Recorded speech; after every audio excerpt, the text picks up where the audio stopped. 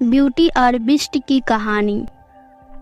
बहुत समय पहले की बात है। एक नगर में घनश्याम नाम का एक व्यापारी रहता था। उसकी 3 बेटियां थी जिन्हें वो बहुत प्यार करता था। व्यापारी को अपनी सभी बेटियों की चिंता रहती थी क्योंकि उसे व्यापार के लिए विदेश जाना पड़ता था। जब भी वह वापस आता था तो अपनी बेटियों के लिए कोई ना कोई उपहार जरूर लेकर आता था।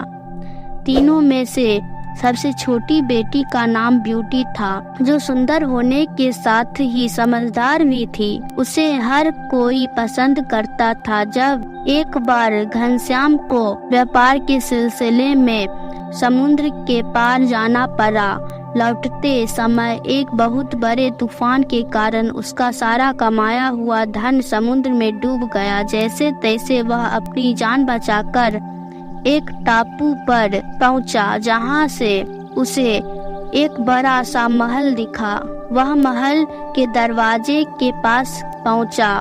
दरवाजा जादुई था तो वह अपने आप खुल गया और व्यापारी महल के अंदर चला गया। महल अंदर से बहुत सुंदर था और उसके बीचों बीच एक बड़ी मेज पर बहुत सारा खाना रखा हुआ था। व्यापारी को तेज भूख लगी थी तो उसने मेज से एक सेब उठाकर खा लिया। तभी वहां पर विष्ट यानी राक्षस के हंसने की आवाज आने लगी। व्यापारी आवाज सुनकर डर गया और छुपने लगा। तभी विष्ट ने कहा कि डरो नहीं, आप हमारे मेहमान हैं। आराम से खाना खाकर आप जा सकते हैं।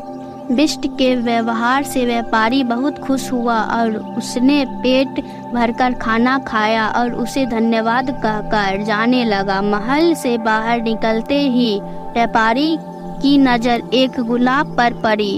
उसने गुलाब को उठाने की कोशिश की। यह देखकर विष्ट को गुस्सा आया और वह व्यापारी पर चिल्लाने लगा। उसने कहा कि तुमने बहुत बड़ी गलती की है और इसकी सजा तुमको मिलेगी।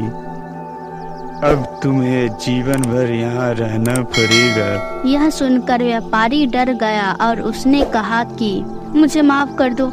घर में 3 बेटियां मेरा इंतजार कर रही है, मेरे अलावा उसका कोई नहीं है। तब विष्ट ने कहा कि यदि तुमको यहाँ नहीं रहना है तो तुम्हारी जगह किसी और को यहाँ रहने के लिए भेज दो। व्यापारी दुखी होकर अपने घर चला गया और उदास रहने लगा। उसकी उदासी देखकर तीनों बेटियों ने कारण पूछा। तब घनश्याम ने राक्षस के महल की पूरी बात बता दी। पिता की बात सुनकर ब्यूटी कहती है कि वो महल जाने के लिए तैयार है। घनश्याम ने उसे समझाना चाहा कि ऐसे ही किसी महल में जाकर रहना अच्छा नहीं होगा, उसका पूरा जीवन बर्बाद हो जाएगा। ब्यूटी ने पिता की बात बिल्कुल नहीं सुनी। मजबूर होकर घनश्याम ने विष्ट के महल में अपनी सबसे छोटी बेटी को भेज दिया। महल जाकर ब्यूटी ने सभी को अपने स्वभाव से दोस्त बना लिया। विष्ट भी उससे खुश था। थोड़े समय बाद विष्ट को ब्यूटी पसंद आने लगी थी और वो उससे शादी करने के सपने देखने लगा।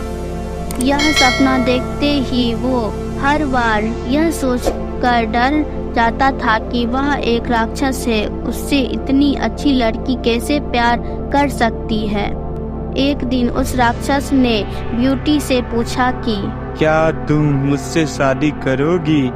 ब्यूटी ने बिना डरे राक्षस को मना कर दिया। ब्यूटी के मुंह से ना सुनने के बाद विष्ट दुखी होकर चला गया। राक्षस रोज ब्यूटी से शादी की बात करता और वह रोज मना कर देती। देखते ही देखते विष्ट ने उसे अपने घर वापस जाने की इजाजत दे दी। ब्यूटी बहुत खुश हुई। फिर राक्षस ने ब्यूटी को एक अंगूठी देते हुए कहा कि अगर तुम्हें कभी भी वापस आने का मन हो तो तुम इसे अपनी उंगली से उतार देना। ब्यूटी घर पहुंची और अपने परिवार के साथ खुशी खुशी रहने लगी। 2 हफ्ते बाद उसे अचानक राक्षस की याद आई। उसने हाथ से अंगूठी उतारी और महल पहुंच गई। वहां जाकर उसे पता चला कि विष्ट बीमार पड़ गया है। तब ब्यूटी ने उसका बहुत ख्याल रखा और वो कुछ दिन बाद ठीक हो गया। ठीक होने के बाद राक्षस रोज ब्यूटी की सेवा करता था। उसका प्यार देखकर ब्यूटी को वह पसंद आने लगा। एक दिन जब दोबारा राक्षस ने उससे शादी के बारे में पूछा तो ब्यूटी ने हाँ कर दी। तब विष्ट ने पूछा कि क्या तुम इतने बड़े और अजीब से दिखने वाले राक्षस के साथ जिंदगी भर रह सकती हो? उसने कहा कि हाँ, वो उससे प्यार करने लगी है। ब्यूटी ने जैसे ही ऐसा कहा तो वह राक्षस अचानक राजकुमार बन गया। तब राक्षस ने उसे बताया कि वह बुरे श्राप के कारण राजकुमार से विष्ट बन गया था। उसने कहा है कि यह श्राप केवल सच्चे प्यार से ही दूर हो सकता था, जो हो गया। इसके बाद ब्यूटी और राजकुमार ने शादी कर ली और दोनों खुशी खुशी रहने लगी। इस कहानी से सीख मिलती है, किसी की भी शक्ल देखकर उसे अच्छा या बुरा नहीं कहते। इंसान के चेहरे की जगह उसके गुण देखने चाहिए।